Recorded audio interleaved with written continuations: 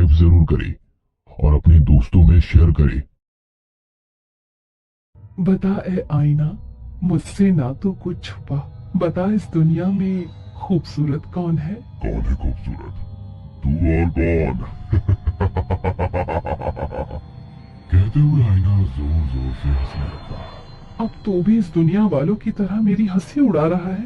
कहते हुए वो लड़की गुस्से में एक बदसूरत काली में बदल जाती है।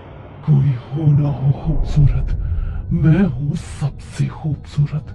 अब जो आईना मेरी हंसी उड़ा रहा था, अब यही है मेरा घर।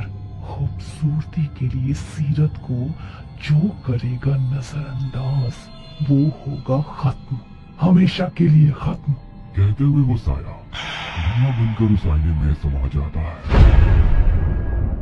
माँ, ये सब क्या है? तुमने मेरी शादी तय कर दी और मुझे बताना जरूरी भी नहीं समझा। हर चीज तुझसे पूछ के तय नहीं करूंगी।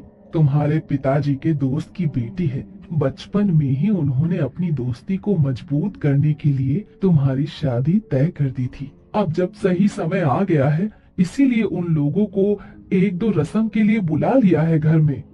माँ, आपने सीधे रस्म के लिए बुला लिया। एक बार भी नहीं सोचा कि यदि मैं किसी से प्यार करता हूँ तो?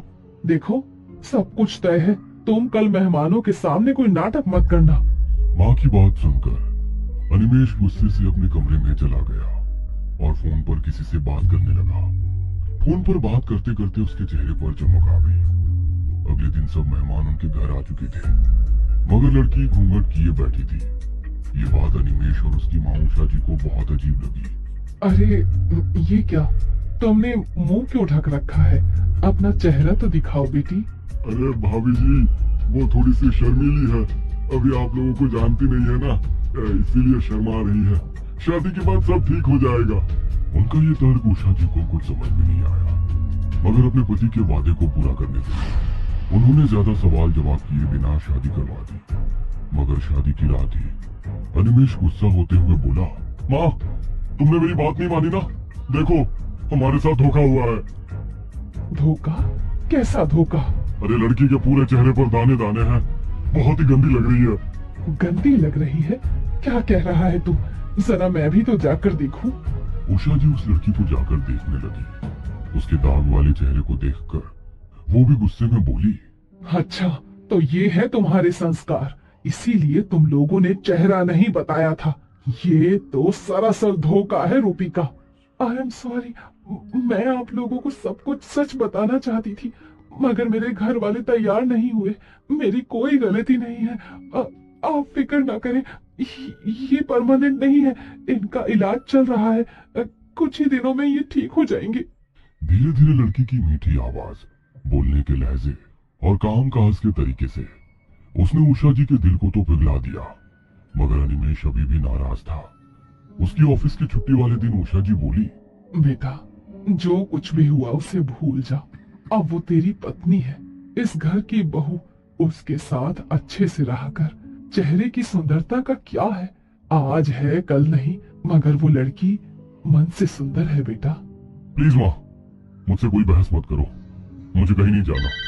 तभी उसके फोन पर किसी का फोन आया तो बात करते हुए अनिमेष मुस्कुराने लगा। ठीक है माँ, मैं उसे अपने साथ ले जाता हूँ। अनिमेष रूपिका को पहली बार बाहर लेकर जा रहा था, इसलिए वो बहुत एक्साइटेड थी। वो अच्छे से तैयार होकर अनिमेष के साथ घूमने निकल गई। अनिमेष उसे पहाड़ों पर घुमाने के लिए ले गया। अनिमेष किसी से फोन पर बातें करते हुए आगे तेजी से चल रहा था। रूपिका उसके पीछे पीछे धीरे धीरे चल रही थी। अनिमेष जी, प्लीज रुकिए ना। अनिमेष जी, मैं पीछे रह गई हूँ। अनिमेष जी। हाँ, तुम पीछे रहोगी तो मैं क्या करूँ? फटाफट चल नहीं सकती? नाम रूपिका और शक्ल। अरे इतना धीरे धीरे चलोगी तो कुछ घूम नहीं पाओगी। रूपिका धीरे धीरे आगे बढ़ रही थी, तभी उसे किनारे पर एक कांच चमकता हुआ नजर आया। अरे ये क्या है? कहते हुए उसने उस कांच को उठाया तो उसमें उसे किसी और का अक्स नजर आया। वो हैरान हो गई, मगर जैसे ही उसने दोबारा देखा तो उसी का, मगर वो अक्स कांच पर कुछ ऐसे ही रहा था मानो वो अक्स कांच पर ना होकर पानी पर हो। कितना अजीब सा कांच है, मगर दिख तो सुंदर रहा है। इसे अपने पास रख लेती हूँ। कहते हुए उसने उस कांच को अपने पास रख लिया, मगर तब तक अनिमेश काफी दूर चला गया था। रूपिका तेजी से कदम बढ़ाते हुए कुछ ही पल में उसके पास पहुंच चुकी थी। रूपिका को खुद हैरानी हो रही थी कि वो इतनी जल्दी कैसे चल पाई। अरे तुम तो काफी पीछे रह गई थी, अचानक से यहाँ कैसे? तभी एक लड़की वहां आई और अनिमेश की गले लगकर खुश हो गई और फिर उसने हिराकत भरी नजरों से रूपिका की ओर देखा। फिर उन्होंने आंखों ही आंखों में कुछ बात करी और वो लोग रूपिका के साथ आगे चलने लगे।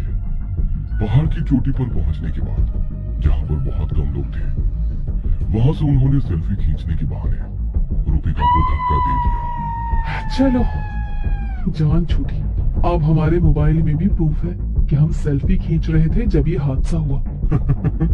तुमने बहुत अच्छा प्लान बनाया था। सांप भी मर गया, लाठी भी नहीं टूटी। बस कुछ दिनों में हम दोनों एक हो जाएंगे। मैं भी बहुत दिनों से इसी का इंतजार कर रही थी। अब आंटी को भी हमारी शादी से कोई ऐतराज नहीं होगा। कहते हुए वो लड़की हंसने लगी और वो दोनों रूपिका के गिर जाने का शोर मचाने लगे। कोई है? प्लीज हेल्प मी, मेरी वाइफ यहाँ गिर गई है। उसकी आवाज सुनकर बहुत सारे लोग वहाँ पर इकट्ठे हो गए। कुछ देर में पुलिस वहाँ पर आ गई और अपनी टीम के साथ रूपिका को ढूंढने लगी, मगर उन्हें कहीं भी रूपिका नहीं मिली। सर देखिए, नीचे बहुत गहरी खाई है, अभी रात होने वाली है। हम उसका रेस्क्यू सुबह ही शुरू कर सकते हैं। रात भर में यदि उसे कुछ हो गया, कोई जंगली जानवर ने उसे खा लिया तो हम लोग इस वक्त कुछ भी करने में सक्षम नहीं है। सर आप लोग भी अपने घर जाइए, सुबह देखते हैं क्या कर सकते हैं। अनिमेश और वो लड़की एक दूसरे को देखकर मुस्कुराने लगे और इंस्पेक्टर के साथ ही पहाड़ से उतरकर जैसे ही अपनी कार के पास पहुंचे, कार में रुचिका बैठी हुई थी। तुम यहाँ? तुम तो? हाँ जी, मैं बहुत देर से आपका यहाँ पर इंतजार कर रही थी। तुम पहाड़ पर क्या कर रहे थे? अनिमेश हैरानी से उस लड़की की तरफ देखता है। लड़की गुस्सा होकर वहां से चली जाती है। अनिमेश रूपिका की साइड वाली सीट पर बैठकर ड्राइव करने लगता है। रूपिका का चेहरा बहुत ही भयानक नजर आता है। वो डर कर अगले ही पल जैसे ही रूपिका को देखता है तो वो पहले की तरह ही नॉर्मल थी। घर पहुंचकर अनिमेश गुस्से से अपने कमरे में चला गया। रूपिका, क्या हुआ है इसे? ये इतने गुस्से में क्यों है? रूपिका रहस्यमयी तरीके से मुस्कुराते हुए अनिमेश के पीछे पीछे अपने कमरे में चली गई। देर रात पलंग तेजी से हिलने लगा। रूपिका, ये क्या कर रही हो? कहते हुए वो जैसे ही पीछे पलटा, रूपिका वहां पर नहीं थी।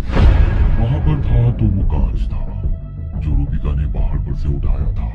ये कांच, ये यहाँ कहाँ से आया और ये इतना अजीब सा क्यों है? जैसे ही अनिमेश ने उस कांच को उठाया, एक बहुत ही भयानक सी आकृति उसमें नजर आ रही थी। बता, इस दुनिया में सबसे खूबसूरत कौन है? मैं? और कौन? और कौन? मैं।